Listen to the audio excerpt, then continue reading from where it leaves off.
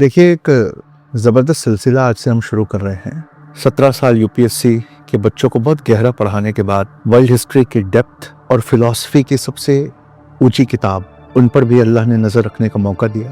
और ये जो कुछ भी आज करंट अफेयर्स में हो रहा है, इन तीनों चीज़ों को मिलाने पर बड़ी ताकतवर चीज़ें पैदा होती हैं जो बड़ी सारी हकीकतों को बेपर्दा कर देती हैं। तो मैं चाहता था कि कोई एक थिंक टैंक होता जो फ़लसफियाना अंदाज में इतिहास की गहराइयों को हमको पढ़ाकर मौजूदा वक्त को समझाता। लेकिन जो लोग ऐसा कर रहे हैं उन तक मेरी रसाई नहीं है, तो मैं करने की कोशिश कर रहा हूँ। बहुत सारी बार हम ठोकरे खाकर गिरेंगे, सीखेंगे, लेकिन इसे यूँ मान लीजिए कि जैसे मैं और आप दो दोस्त हैं जो आपस में बैठकर बात कर रहे हैं। जियोपॉलिटिक्स में इस वक्त क्या हो रहा है, डोमेस्टिक पॉलिटिक्स में इस वक्त क्या हो रहा है, दुनिया किस कदर बदल रही है और इसके सॉल्यूशंस क्या हैं, इस पर हम इस सीरीज़ का आगाज़ करने की कोशिश करते हैं। आगे बढ़ने से पहले और अल्लाह का नाम लेने से पहले मैं ये भी बता दूं कि थोड़ा बिज़ी रहता हूं मैं, तो हो सकता है कि एपिसोड्स लगातार ना आए, पर मुझे जब भी वक्त मिलेगा मैं कोशिश करूंगा, अगर आपने इस पहल को पसंद किया तो। बेसिक लैंग्वेज इंग्लिश होगी, लेकिन हर अल्फाज को मैं उर्दू और हिंदी में भी बोलना चाहूँगा, क्योंकि तीनों ही लैंग्वेज थोड़ी थोड़ी बोलने में मुझे महारत अल्लाह ने दी है। तो थुसीडाइड्स करके एक बहुत बड़े इतिहासकार थे जो बड़ी फिलोसॉफिकल हिस्ट्री लिखते थे। उन्होंने ऐसे कहते हैं कि मोस्ट नेकेड फिलोसॉफिकल फॉर्मुलेशन, सबसे बेपर्दा फलसफियाना अंदाज में उन्होंने इतिहास को लिखा है। उनके किस्से से शुरू करते हैं, जिसको सुनने के बाद आज क्या हो रहा है ये बहुत हद तक आपको समझ में आएगा। तो एक आइलैंड होता है मिलोस नाम का, और एथेनियंस, ये एथेनियंस जो होते हैं, ये आर्मी होती है, बहुत ताकतवर होती है। एथेंस की आर्मी वो उस आइलैंड को घेर लेती है। तो उस आइलैंड के औरतों को और बच्चों को वो लोग गुलाम बना लेते हैं और मर्दों को उनको पकड़कर मौत के घाट उतारने ले जाते हैं। तो उससे पहले ना उनके बीच में एक डायलॉग है। उस सीन में एक ऐसा डायलॉग उन्होंने लिखा है जो आज क्या हो रहा है दुनिया में वो बहुत जोर से आपको समझा देगा। तो मिलियन डायलॉग में वो कहते हैं, and one of the most honest passages in the political literature, इसे कहा जाता है सियासी अदब, सियासी लिटरेचर का सबसे सच्चा और बेबाक हिस्सा इसे माना जाता है। एथेंस के लोग उन्हें कहते हैं जो मिलोस को बर्बाद करने के लिए बिल्कुल रेडी हैं। वो कहते हैं कि the strong do what they can, ताकतवर वही करते हैं जो वो कर सकते हैं। The weak suffer what they must, और कमजोरों को वो सहना पड़ेगा जो सहना उनका मुकद्दर है। और तुम हमसे इंसाफ मत मांगो, क्योंकि इंसाफ, द क्वेश्चन ऑफ जस्टिस, उनके बीच उठता है जो पावर में इक्वल होते हैं, जो ताकत में बराबर होते हैं। अब इन तीन लाइनों को आप दोबारा सुनकर देखिए।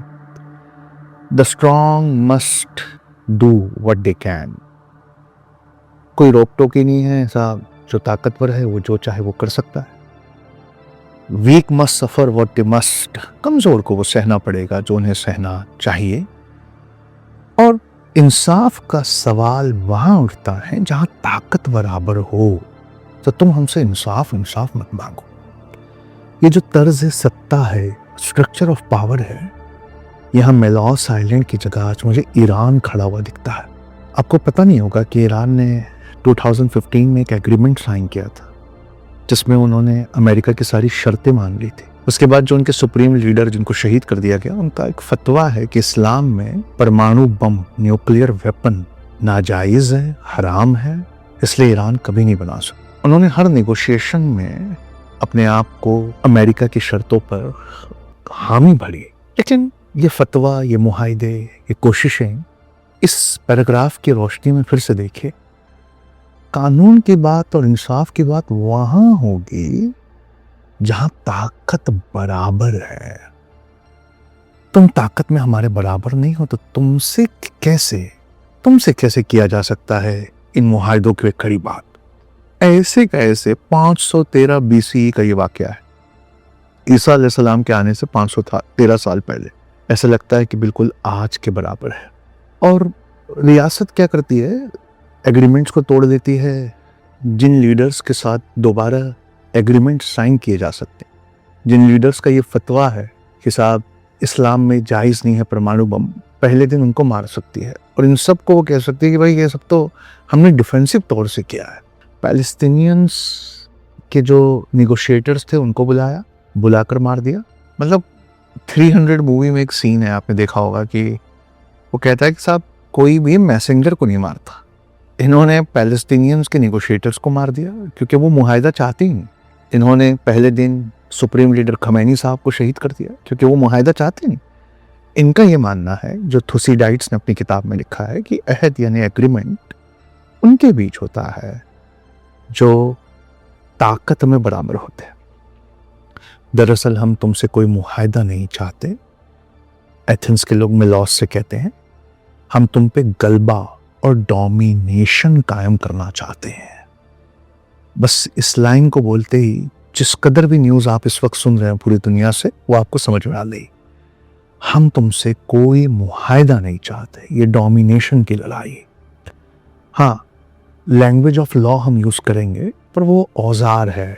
मतलब हम कानून की ज़बान बोलेंगे अपने किए हुए को जायज़ ठहराने के लिए, एक औजार की तरह। कार्ल श्मिट करके एक जर्मन फिलोसोफर है, उन्होंने बड़ी ही बेचैन कर देने वाली सच्चाई लिखी, the most unsettling truth in the political philosophy.